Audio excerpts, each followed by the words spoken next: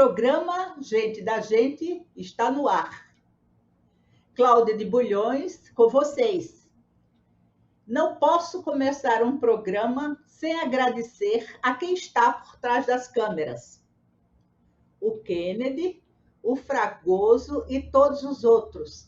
A paciência que o Kennedy tem conosco, ajeite isso, ajeite aquilo. Muito obrigada, viu, Kennedy, você que está atrás das câmeras. Hoje nós vamos conversar, como sempre, informalmente, com um escritor. Esse escritor é o padre Alexsandro Rufino. É um prazer ter você, padre Alex.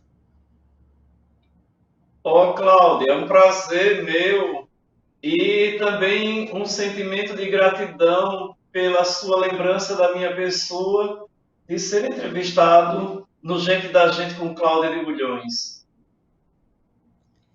Eu agradeço a deferência, padre Alex Rufino, mas a sua presença é honrosa, porque você está cada dia escrevendo mais livros e livros com qualidade. Eu vou dizer quem é o padre Alex Rufino. Eu peguei um pouquinho do currículo dele. Ele nasceu em São Luís de Quitunde, por isso que ele tem até um livro sobre São Luís de Quitunde, que eu estou mostrando aqui. Um livro sobre São Luís de Quitunde. Ele nasceu em São Luís de Quitunde. Ele é padre, sacerdote da Igreja Católica Apostólica Romana e já participou de várias antologias e escritor de vários livros. Ele é licenciado em filosofia, bacharel em teologia e é especialista em história, ensino de história e geografia e mestrando em bioética. Padre Alex, mais uma vez, é um prazer ter você aqui conosco e eu quero lhe dizer como é importante a sua presença de escritor, tanto do clero como dentro de Maceió, dentro de Alagoas e dentro do Brasil. Esteja às ordens para dizer quem é você, padre Alex. Então, Cláudia, pela descrição da minha biografia já apresentada por você, o padre Alex é uma pessoa de uma vida muito simples, voltada para a ação pastoral na Igreja Católica, mas também para a escrita. E dizer que as minhas origens, como você bem já apresentou, é de São Luís do Quitunde, e eu escrevi a primeira vez sobre São Luís do Quitunde em 2015, mas eu já publiquei uma nova obra sobre São Luís do Quitunde. A primeira foi São Luís do Quitunde, Sua História e Sua Gente, e agora, em maio deste ano, eu publiquei São Luís do Quitunde, Episódios e Personalidades. Mas também eu escrevi sobre São Luís do Quitunde as suas lendas. Então também tem uma obra sobre as lendas de São Luís do Quitunde. E ali foi onde eu... Padre Alex, lhe interrompendo, eu queria saber quais são as lendas que mais você fica entusiasmado quando fala? Nas lendas de São Luís de Quitunde. Qual a lenda que você mais entusiasma? A lenda mais famosa de São Luís do Quitunde é a lenda do bode. Porém, uma outra lenda, ela quase que se iguala em fama, que é a Pedra da Moça. A Pedra da Moça está na Fazenda Raiz. Fala para nós sobre essas duas lendas. Fale sobre a Pedra da Moça e sobre a outra lenda. Isso. Então, a lenda do bode é a história de um homem que ele se transformava na noite em um bode e passava a circular pela rua, fazendo assim medo, mas diz que isso tudo começava no engenho e partia para a cidade, a lenda do bode. Mas, claro, muita gente até se assustou, dizendo ter visto o bode lá na cidade. E a rua que tinha o nome de Coelho Cavalcante, ela passou a ser chamada Rua do Bode, porque ali se estabelecia a maioria dos fenômenos do bode.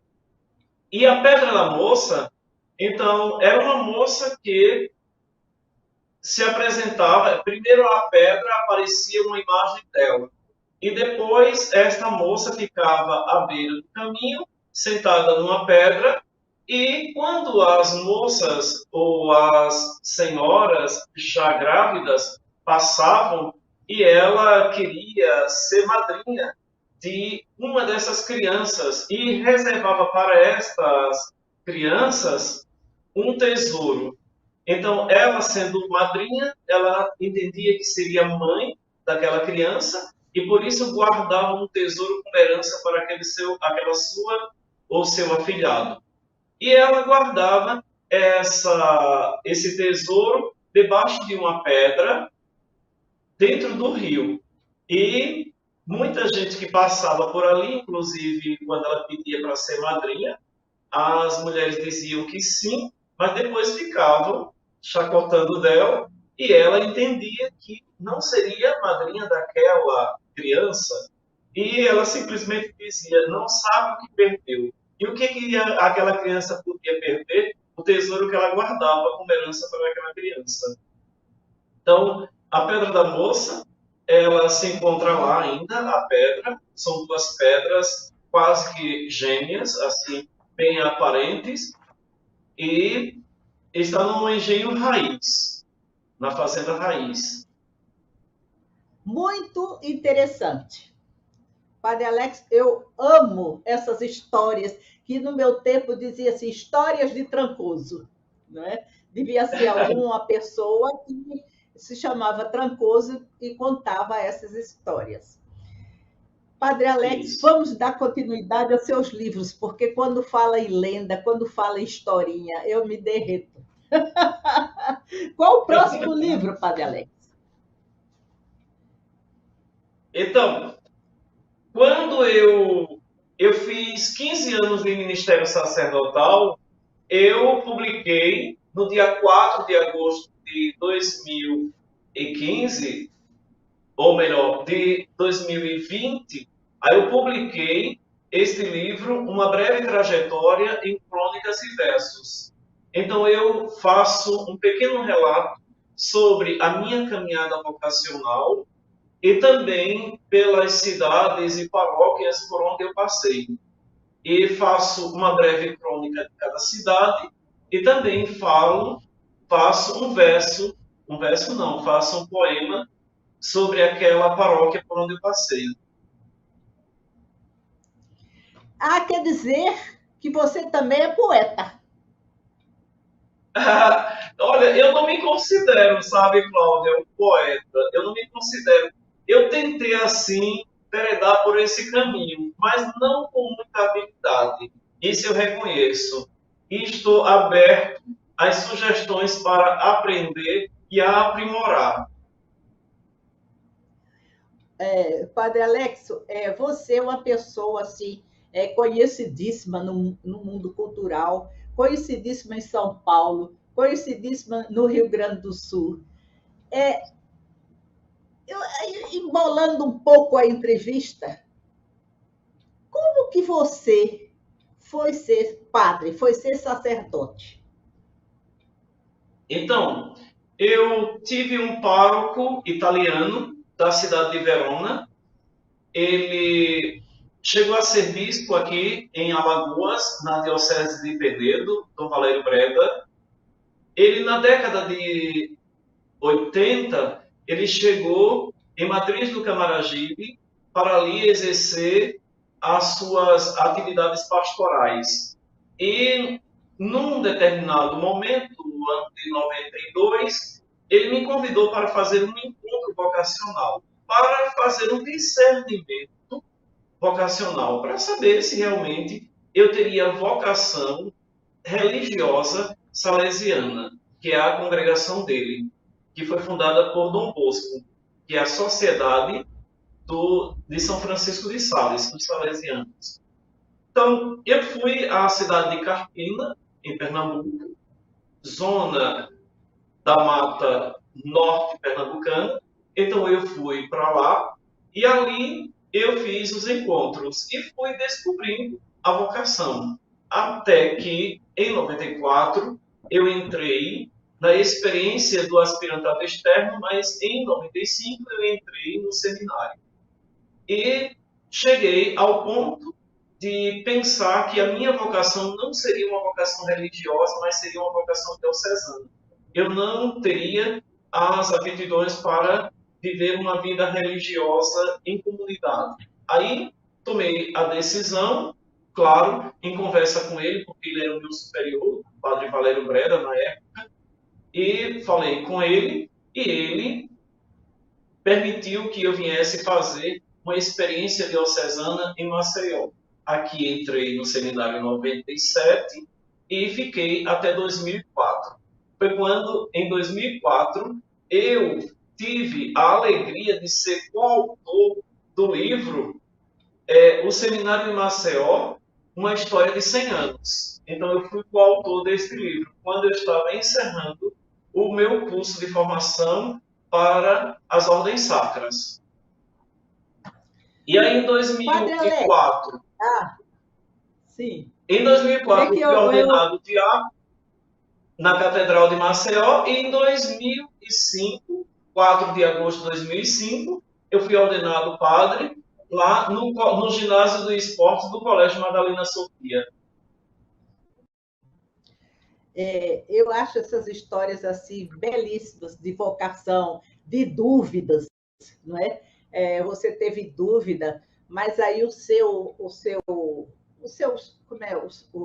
chefe, como o preceptor, o meu superior na congregação. Seu superior, chegou ao discernimento junto comigo.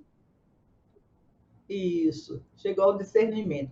Agora, Padre Alex, a gente tem assim que perguntar a você, como é que começou esse seminário aqui em Maceió?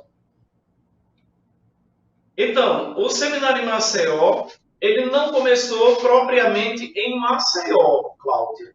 Ele começou em Marechal Deodoro, onde era o convento dos franciscanos, o convento de Santa Maria Madalena, lá em Marechal, 2 anos antes de chegar em Maceió. Em Maceió, o seminário, ele começa em 1906, mas a história do seminário começa em 1904.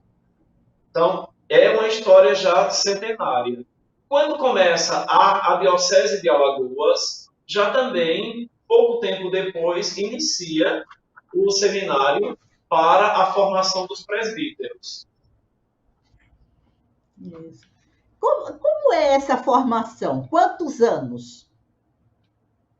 Olha, nós temos 3 etapas na formação diocesana. A primeira etapa chama-se propedêutico. São as matérias preliminares, introdutórias, e depois inicia-se o curso de filosofia. Dando continuidade ao processo de formação, inicia-se o curso de filosofia. E no curso de filosofia são 3 anos na arquidiocese. E depois de terminar o curso de filosofia, teremos mais 4 anos de curso, que é o curso de teologia.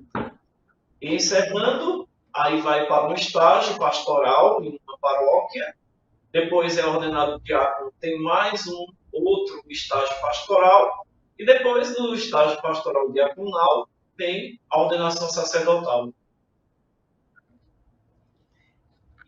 Interessante, porque todas as pessoas que fazem o seminário são altamente inteligentes e cultas. E os padres também, quando saem muito cultos. E você é uma prova viva do que eu estou falando. Porque do seminário ainda estuda latim? Estuda. Justamente no propedêutico tem a introdução ao latim, é o latim 1, e depois temos o latim também no primeiro ano de filosofia. Ainda estuda latim. Ainda estuda algumas outras línguas, como grego e hebraico. Grego e hebraico. Mas chega-se a falar, ter uma cultura a ponto de falar com aquilo? Sim, é possível sim uma comunicação. Inclusive, a maioria dos documentos da igreja ainda sai em latim, e depois vai para as traduções, claro, mas a maioria dos documentos são publicados em latim. Padre Alex, nós estávamos conversando que no seminário se aprende grego, se aprende o português, claro, e o latim. E qual a outra língua que você falou? Hebraico. Então, hebraico. Agora, isso, hebraico. O que vocês estudam no seminário, dá para ir para fazer uma leitura em hebraico e saber o que é? Desculpe a minha pergunta, Olha, mas é porque eu acho tão difícil hebraico. Isso. Veja só, Cláudia, o estudo ele não é muito aprofundado. São noções básicas para compreender o hebraico bíblico, o hebraico da Bíblia. Então, são noções para que a gente possa ter uma base para isso. Mas não é um curso muito aprofundado nem decorado. Eu acho lindo quando se fala em latim. O Moésio, nosso confrade, né, é que gosta muito de frases em latim. Isso, Moésio foi seminarista, você sabe, né? Isso. Moésio estudou no seminário de Maceió. Isso. O Padre Alex, continuando os nossos livros, porque eu faço as minhas entrevistas muito espontâneas. Eu vou puxando os assuntos conforme assim, a gente está fazendo. Você escreveu também sobre Maragogi. Por que escreveu sobre Maragogi? Então, Cláudia, eu fui pároco em Maragogi por 3 anos. De 2016 a 2019, eu estive pároco, ou melhor, 2013 a 2016, eu estive pároco em Maragogi. Íamos celebrar os 300 anos da criação da freguesia de São Bento.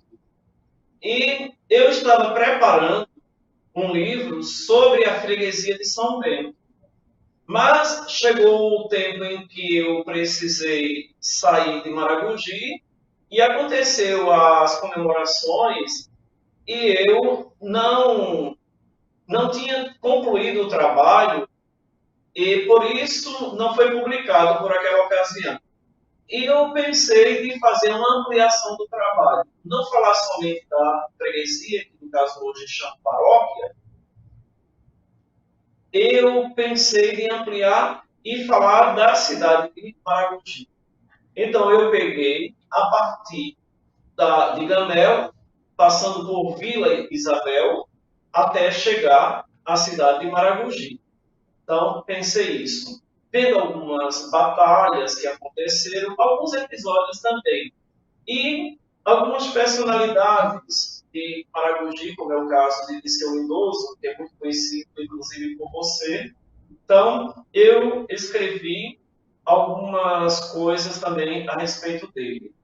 Mas o maior capítulo contido nesse livro é sobre a freguesia de São Bento, ou freguesia de Santo Antônio, porque depois ela foi transferida para a cidade de Maragogi e ficamos com um outro título. A paróquia de São Bento, sendo transferida para Gamela, ela recebeu um outro nome, que era o nome do padroeiro de Gamela, que era Santo Antônio. Então, é esse livro aqui, Antiga Vila Isabel, Maragogi de Todos os Tempos. Muito bom. E esse livro eu não tenho. Mas depois eu lhe conto. Padre Alex, quando você vai escrever assim sobre uma paróquia, a paróquia tem muita coisa fácil de pesquisar ou você vai em muitos outros lugares para poder fazer essa pesquisa? A primeira fonte de pesquisa, Cláudia, para se fazer uma pesquisa, para se publicar uma obra sobre uma paróquia, é o livro de tombo da paróquia.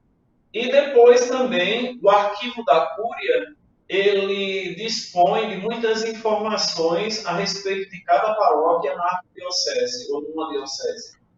Então, os meus primeiros passos foram esses: livro de tombo da paróquia, depois arquivo da Cúria, mas aí eu veredei por outros caminhos, como a biblioteca do Instituto Histórico e Geográfico, e também outras fontes, outros autores que também falavam sobre a paróquia. É possível fazer, assim, uma pesquisa muito minuciosa, porque são coisas que a gente vai encontrando um pedaço aqui, outro pedaço ali, e tendo que montar um quebra-cabeça para ter como resultado uma obra literária, um livro. Eu acho assim, muito difícil. Você deve ficar debruçado sobre o arquivo, sobre o tombo, sobre no Instituto Histórico, algum tempo, porque você que vai procurar, ou quando você chega nesses lugares, já está informatizado, você diz, eu quero o histórico da cidade de Maragogi pelo tombo. Aí, é assim ou já você que tem que procurar lá? Não. Ainda, aqui em Alagoas, ainda não estamos com tudo digitalizado. Não estamos. Inclusive, os arquivos das paróquias ainda não são digitalizados. Então, tem que procurar como que uma agulha no palheiro. Mesmo. Tem que ser isso. Dá muito trabalho. Dá muito trabalho. Isso. Eu acho também Leva tempo. Leva tempo. É muito trabalhoso, mas é muito prazeroso também. Porque a cada descoberta que a gente faz, a cada descoberta que a gente vai fazendo, é um ânimo. E é uma injeção de ânimo para continuar. É verdade. E Maragogi tem se tornado assim, uma cidade muito grande, né, Padre Alex? Isso. Hoje, Maragogi se tornou o segundo polo turístico de Alagoas. É uma porta aberta para a entrada em Alagoas a partir de Pernambuco. Então, muitos que vêm por Pernambuco, inclusive que desembarcam no Aeroporto Internacional Guararapes, então passa por ali.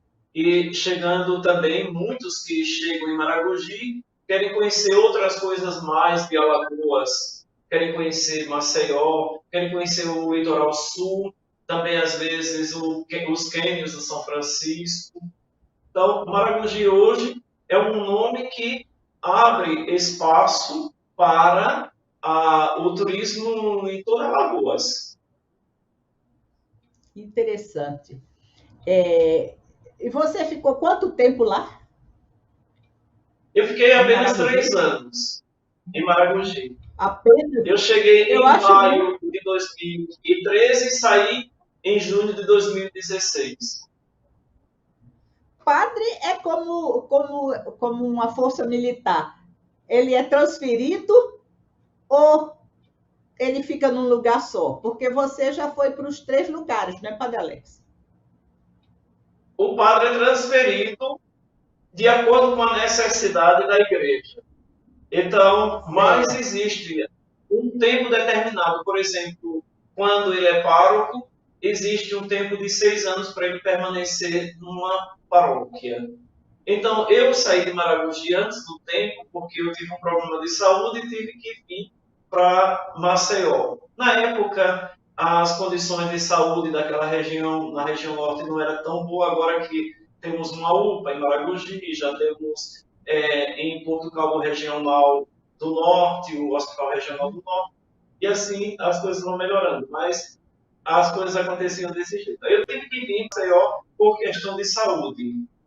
Mas eu passei, Cláudia, já por algumas outras paróquias. Por exemplo, a minha primeira paróquia foi em Rio Largo, na Forene, a paróquia dos Sagrados Corações de Jesus. Dali eu fui para Santa Luzia do Norte, e Santa Luzia do Norte eu também fiquei administrando Coqueiro Seco, que era a comunidade ligada eclesiasticamente a Santa Luzia do Norte. Também fui administrador paroquial de Satuba e saí dali de Santa Luzia do Norte para ir para Maragogi. E agora estou aqui no Clima Bom. O Clima Bom é um bairro muito grande, né? Isso. Você está na paróquia do Clima Bom. O Clima Bom tem, em média, quantas pessoas ali? Ora, aqui o Clima Bom, porque são dois, 1 e 2. Entre os dois, o Clima Bom, todo o bairro Clima Bom, nós temos perto de 60 mil habitantes. É muita coisa. E eu acho assim, de suma importância a maneira como você é, porque você é uma pessoa agregadora. Eu acho que sua paróquia deve ser muito boa, muito bem frequentada, pela maneira de você ser, além do seu caráter, além da sua veia literária, você agrega, certo? Mas você não é também da beira da lagoa, de algum lugar, não é? Não, De um lugar? não, eu não fui ainda. Na beira da lagoa eu fiquei em Coqueiro Seco e Santa Luzia do Norte. Pelo outro lado, eu fiquei por ali. Mas aqui, Cláudia, é uma paróquia recente, ainda não tem 20 anos de paróquia aqui. Apesar de que a comunidade é muito antiga, mas quando ela foi criada e implantada a paróquia, ainda vai fazer 20 anos. Ela está com 18 anos de criação de paróquia, que foi criada a paróquia. Mas ela sempre foi uma comunidade muito atuante, muito animada. Os participantes aqui da comunidade são muito bem engajados e entusiasmados com a missão. Então, é muito importante isso quando a gente chega num lugar que já tem uma certa caminhada. Então, a comunidade aqui já caminhava muito bem e continua caminhando, graças a Deus.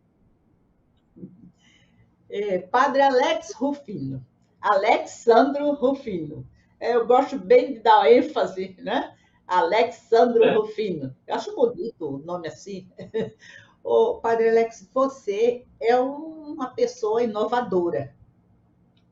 Além de escritor, além de teólogo, você introduziu as coisas da sua paróquia via internet. A paróquia não ficou parada. Não. Conta para nós como foi o início do trabalho.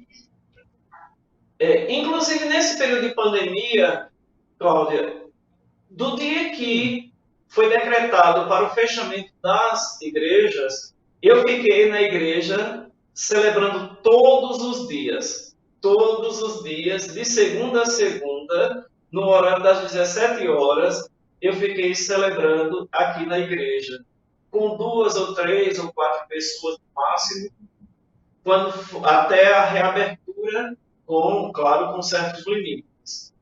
Mas aqui o povo não parava, porque também cada um fazia suas ações dentro desta dinâmica que a internet nos oferece, através dos meios sociais, das redes sociais.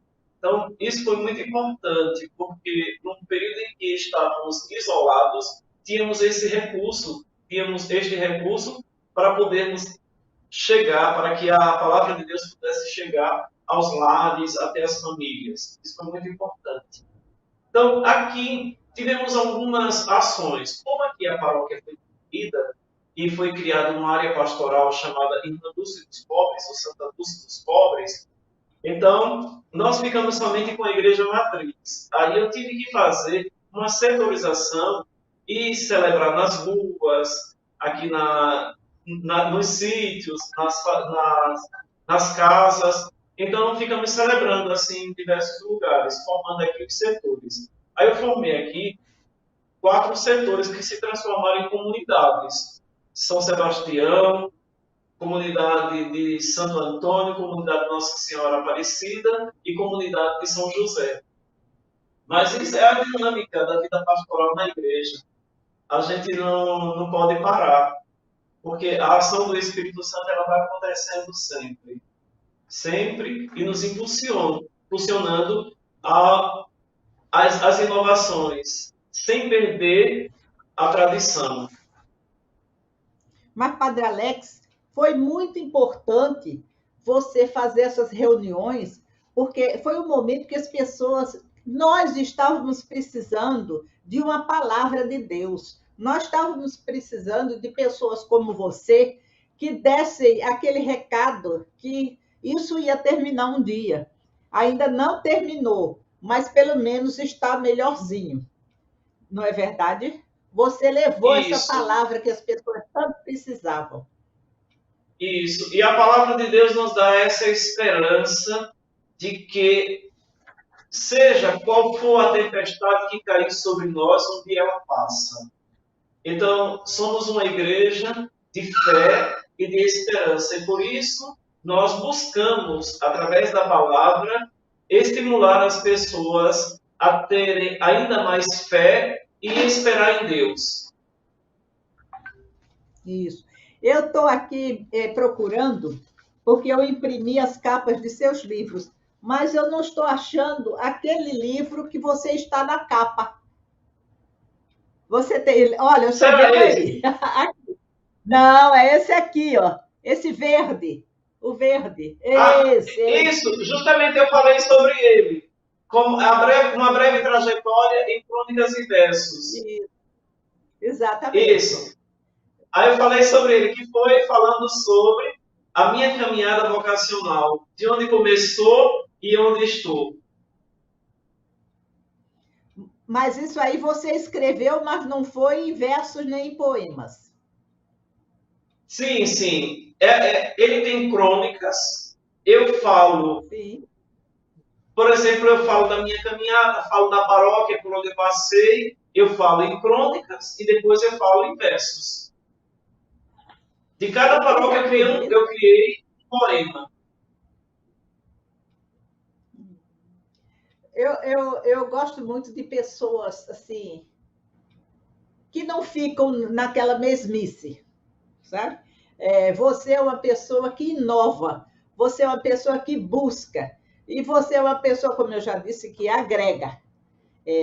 O padre Alex Rufino, Alexandro, ele é nosso confrade da Academia Maceiense de Letras.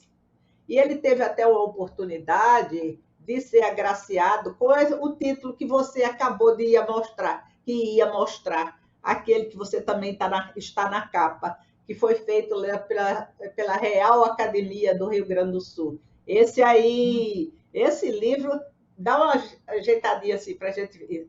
Isso, pronto. Esse livro é uma coisa muito bonita. Ele diga para o meu telespectador, ele versa sobre o quê? Então, o título dele, na verdade, esse livro foi uma premiação, como você já bem falou, da Ordem Sereníssima Lira de Bronze, do Rio Grande do Sul, que está ligada à Real Academia de Letras, também do Rio Grande do Sul. E fui premiado com a Lira de Bronze e dada a oportunidade de fazer a publicação. E eu escolhi como tema fé, devoção e amizade, em versos, também em versos. E aí eu fui falando sobre a devoção. Fé, devoção e amizade. A devoção, sim. Isso. Muito Então, bonito. é a minha Muito... fé, a minha experiência de fé na minha relação com Deus, a minha experiência devocional na relação com os santos de minha devoção e a minha relação de amizade com muita gente que, ao longo do tempo, fomos criando esses laços. O Padre Alex, você tem muita facilidade para escrever, não é? Porque são muitos livros e escrever sobre a devoção, a fé e a amizade é um negócio assim também, vamos dizer assim, tem que ter uma sensibilidade para escrever isso, não é? Isso. Muita sensibilidade para escrever. Depois desse livro, qual que veio? Então, Qual livro? depois deste foi o Memórias Lendárias. Aí eu publiquei este. Porque ele foi depois do Maragogi. E depois dele, Memórias Lendárias. Aí depois do Memórias Lendárias foi este de São Luís do Quitundi. São Luís do Quitundi, episódios e personalidades. Inclusive eu faço homenagem à sua cunhada, Elvina. Elvina Da qual Bulhões. a homenagem que eu agradeço. Você cita Elvina Bulhões, que também é uma das patronas da Academia Quitundense de Letras, que você é sócio fundador. Fala um pouquinho sobre esse livro e sobre essa academia, porque todo mundo quer saber tudo sobre você, Padre Alex. A Academia Quitundense que você fundou também junto com outras pessoas. Veja, aqui o livro, ele é basicamente a continuação deste livro, São Luís do Quitundi, Sua História e Sua Gente. E só que eu tinha um déficit com este livro. Faltava algumas coisas. Eu acredito que por falta de maturidade ou de tempo, eu não consegui absorver algumas coisas. Então, eu quis inserir algumas personalidades a mais deste livro, quis inserir algumas personalidades, e também eu quis inserir alguns outros episódios. Por exemplo, eu queria ver a proto-história de São Luís do Quitundi. E eu fui pesquisar para poder colocar também aqui neste livro. Então, este aqui eu conto a partir da chegada da primeira família, que é a família Rodrigues que foi Rodrigues de Barros Pimentel, a família Barros Pimentel, que chegou. Eu conto São Luís do Quitundi a partir da chegada dessa família. Só que aqui eu conto São Luís do Quitundi a partir da proto-história. As etnias indígenas e também os homens primitivos, como também a presença de masterdomes dentro da cidade de São Luís, no território de São Luís do Quitundi. Então eu faço um apanhado. E muitas personalidades não estavam no outro. Aí eu trouxe para cá, como também outros episódios. Então, foi por isso que eu preferia, ao invés de fazer uma segunda edição ou uma edição ampliada, fazer um novo livro. Eu acho você assim um escritor de pena fácil. Pena fácil para escrever. Agora você é um pesquisador acima de tudo. Isso. Enquanto a Academia de Letras... Isso. Isso. Enquanto a Academia Quitundense de Letras, na verdade, eu não sou membro fundador. Mas eu tomei posse junto com os membros fundadores. Eu tomei posse junto com eles. Porque os 3 membros fundadores da Academia Quitundense de Letras foi o Luiz Cleison, que muito bem você conhece, que foi nosso confrade na Academia Maceiense de Letras. A Novelino Martins, que é nosso confrade na Academia Maceiense de Letras. E o Isaac Lins, que também é nosso confrade na Academia Maceiense de Letras. Então, esses três são os membros fundadores. A academia foi fundada por três jovens. Jovens também inovadores e uma mentalidade muito avançada e, graças a Deus, são escritores, são poetas. Então, ali foi o início da Academia Quitudense de Letras. Mas, na posse, tivemos 9 membros na Academia Quitudense de Letras. E, recentemente, tomaram posse mais 2 novos membros efetivos. Então, eu, quando entrei na Academia Quitudense de Letras, eu entrei já para assumir a cadeira número 2, que já era do Luiz Cleison, que é a cadeira Pontes de Miranda, que tem como patrono Pontes de Miranda, a cadeira 2. Mas eu sou o segundo ocupante da Academia Quitudense de Letras, da cadeira número 2 da Academia Quitudense de Letras. Agora, você também, é uma honra, eu acho, as academias terem você. Porque, além do seu dinamismo, da sua busca, da sua pesquisa, você é um grande escritor. E agora você vai estar apresentando uma antologia, e você é sócio fundador também da Maribondense, Academia Maribondense de Letras, que vai ser? Isso. A Maribondense foi fundada agora em abril deste ano, em março deste ano, em março. E eu sou membro fundador, junto com outros, com Gilberto, Sebastiana, André, Timóteo Correia, Beta e tantos outros, Elizabeth. Então, tem muitos outros. Aí, a implantação da academia, que já foi criada, será amanhã, por ocasião da emancipação política de Maribondo. E estamos está em fase de elaboração, de preparação já, possivelmente já entrará em diagramação desses dias, a primeira antologia maribondense, então, de escritores e convidados. E eu estou fazendo o prefácio desta antologia. E foi uma honra para mim, muito grande, ter sido convidado pela comissão para prefaciar uma obra tão importante para a cidade de Maribondo. E a obra 1, que vai ficar na história. Sempre a primeira é a mais buscada, até para estudar. Se estudar depois, um pesquisador como o padre Alex Rufino vai ter que ter este livro para estudar quem eram os intelectuais de Maribondo quando foram criados. Olha, eu acho o movimento cultural de Alagoas está num momento muito bom, sabe, padre Alex? Está num momento muito bom. Em ascensão, em crescimento. Porque nós temos até a Federação Alagoana de Letras, né, que congrega todas as academias. Nós temos também essa que até para se criar uma nova academia, tem que ter, tipo assim, não é um alvará, digamos, mas é um aceite dessa federação, não é mesmo? Isso. E ela vai estar vinculada à Federação das Academias de Letras e Artes de Alagoas.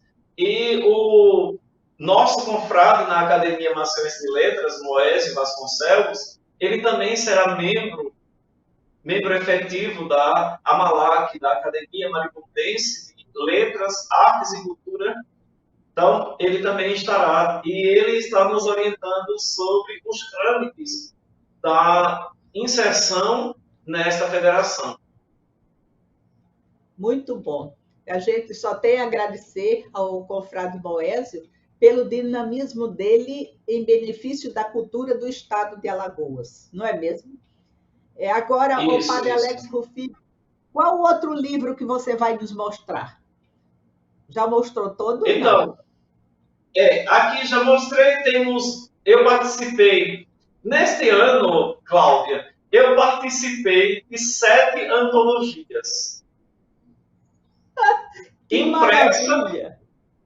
Impressa, eu só estou com esta aqui, que foi o título Escritos, que é da Academia Quitudense de Letras.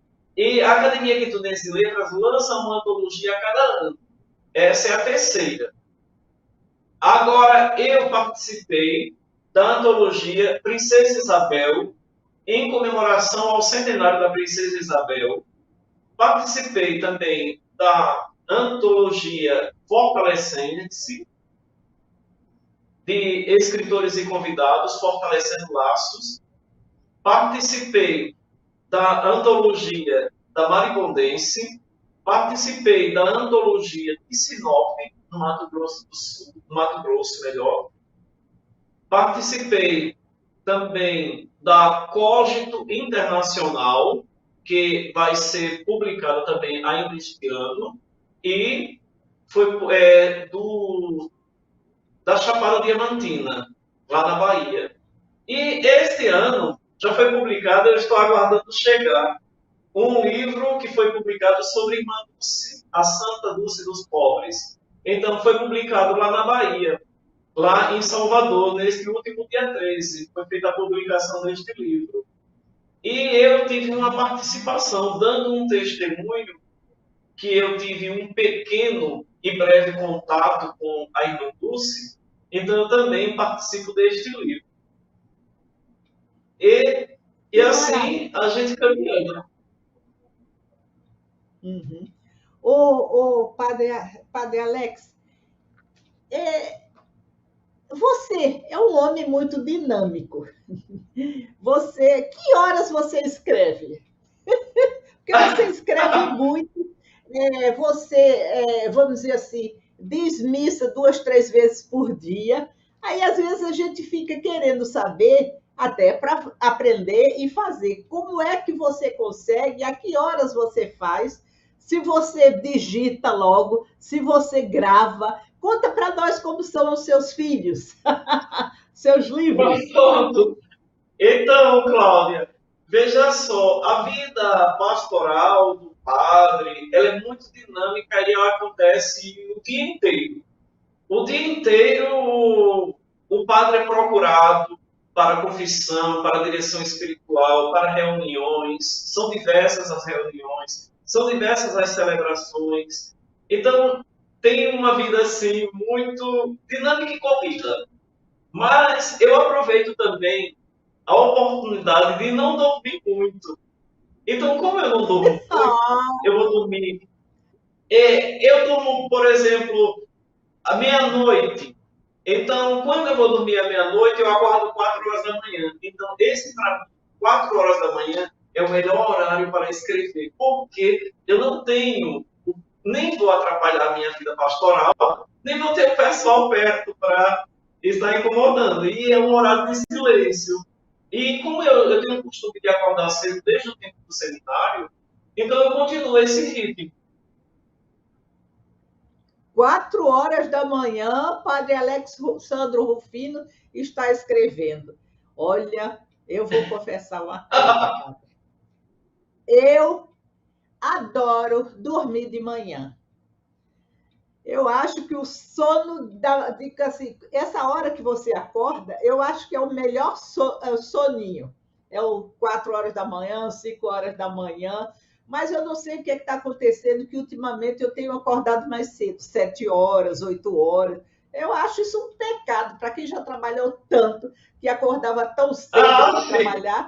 Hoje, podendo dormir, eu tenho que o sono não vem. Eu acho isso um absurdo. Mas eu me sinto muito bem, Cláudia. Acordo nessa hora, fazendo minha oração e depois seguindo para... Eu sempre escrevo na secretaria. Aí eu vou para a secretaria e escrevo lá. Já tem mais ou menos uma rotina do como fazer, né? Uma rotina. Isso. Padre Alex, então, se as pessoas quiserem os seus livros, quiserem adquirir os seus livros, como fazem? Tem o endereço, tem o WhatsApp? Com o Sebastião da Livraria Quilombada. Então, o Sebastião, ele dispõe de todas as minhas obras e pode, inclusive, até fazer entrega. Agora, no momento, eu não tenho o número dele, porque está no celular. Eu conheço o Sebastião, mas no momento também não tenho o número dele. Né? Mas ele é muito conhecido, ele frequenta muito Facebook, ele manda WhatsApp para as pessoas, né? Então ele é muito conhecido. O Sebastião da Isso. Quilombada E quem passa na região norte, Cláudia, quem passa na região norte, passando em São Luís, no Búfalo Bill, tem também a venda dos livros de todos os quitundenses. Que maravilha! Lá vende, Dr. Alberto, ele também é escritor e a esposa dele também é escritora, Jane Assunção. Então, ele disponibilizou um espaço no Buffalo Bill para vender os livros de todos os quitundenses, inclusive fazendo um repasse integral, sem cobrar nada por isso. Olha, muito bom. Porque os seus livros são históricos. Porque quem quiser conhecer as pessoas de São Luís de Quitunde e como São Luís de Quitunde foi fundada, os seus livros são histórias, eles contam. Quem quiser conhecer Maragogi, o seu livro é histórico, ele conta também. Não é verdade? Você não só faz prosa, verso, mas você escreve cultura, não que os outros não sejam, me desculpe, mas você escreve, vamos dizer assim, a história de um povo. E pesquisa para isso. Qual é a sua próxima obra? Então, a minha próxima obra, ela está sendo preparada, mas não para este ano mais, para o próximo ano. Será sobre mãos ungidas, sobre o ministério sacerdotal. Sua missão, a missão do sacerdote. Interessante. Eu creio que esse livro... Mas para este ano, Cláudio, eu esqueci, para este ano, eu estou também publicando pela editora Ações Literárias do Mato Grosso, e foi uma premiação também que eu recebi lá no Mato Grosso. Então eu vou estar publicando, já está com ele, sabe? O livro. Ele também será um livro com versos. Então, esse livro já está prestes a sair, porque, na verdade, vamos lançá-lo no início de dezembro. Só que vai ser lançado lá em Sinop. Você falou sobre a missão do sacerdote. Eu acho que esse livro vai ser um dos mais fáceis que você escreve ou escreveu. Porque você vai escrever o que você faz. Estou errada? Tem suas facilidades, mas também não é uma vida assim tão fácil de descrever. E é bonita. É bonita a vida e a missão do padre. Eu estudei no Colégio Sacramento, né? Ainda não era nem misto. Eu estudei lá. Então eu tinha muito medo de me confessar. De me confessar porque eu tinha que contar ao padre que eu estava mentindo. Porque toda segunda-feira, na aula de catecismo, as freiras perguntavam quem foi à missa. Aí todo mundo, quem foi, levantava o braço, né? Eu não ia à missa. Mas aí antes eu procurava saber a cor da roupa do padre, como tinha sido, como não tinha. Aí eu mentia para a pobre das freiras, dizendo que eu tinha ido para a missa. Ah, meu Deus! Medo de contar isso para o padre. Então eu não queria me confessar por causa disso. Às vezes a gente é tão inocente quando é nova, né? Quando é criança, assim. Isso. Eu gostava, como sempre, de dormir, mas eu não queria contar que eu não tinha ido à missa. Então eu tinha medo de me confessar porque eu tinha medo do padre contar para a freira. Olha que coisa interessante. Até uma coisa assim de infância, né? 11 anos, 12 anos. Aí eu mentia para a freira, porque senão ficava de castigo, né? Aí eu não queria ficar de castigo. Padre Alexandro, o que você quer dar de mensagem para os nossos internautas enquanto sacerdote? Porque eu acho você muito. Diga. Então, Cláudia, nesse tempo em que estamos vivendo uma instabilidade muito grande, temos que nos firmar em Deus. Ele é a resposta para tudo que nós necessitamos. E como vivemos um tempo assim de angústia, e em muitos casos, e muita gente até em aflição por tantas perdas, mas dizer que com a graça de Deus está passando e vai passar muito brevemente. Não há tempestade que seja maior do que a graça de Deus em nós. E isso nos motiva a sempre buscar algo novo, e sempre algo novo em Deus. Ele sempre tem algo novo a nos oferecer. Então, que também, nesse período, ontem nós celebramos o Dia do Folclore, Dia da Cultura, que as nossas manifestações populares, que o nosso folclore, ele cada vez mais vá tomando um espaço na mentalidade dessa nova geração. Mas dizer também que a nova geração busque também um refúgio em Deus, busque estar na presença de Deus e com Deus. Então, eu estou muito agradecido a você, minha amiga Cláudia, pelo convite para estar hoje aqui com você nessa entrevista tão marcante, com essa presença tão simpática, tão agradável. Um momento ímpar, agradabilíssimo.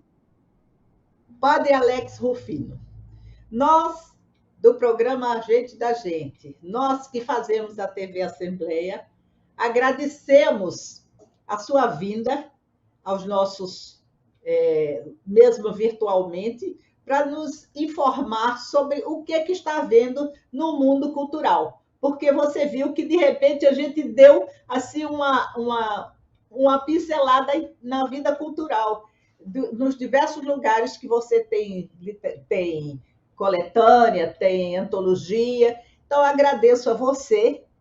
E aqui nós vamos encerrando o nosso programa de hoje.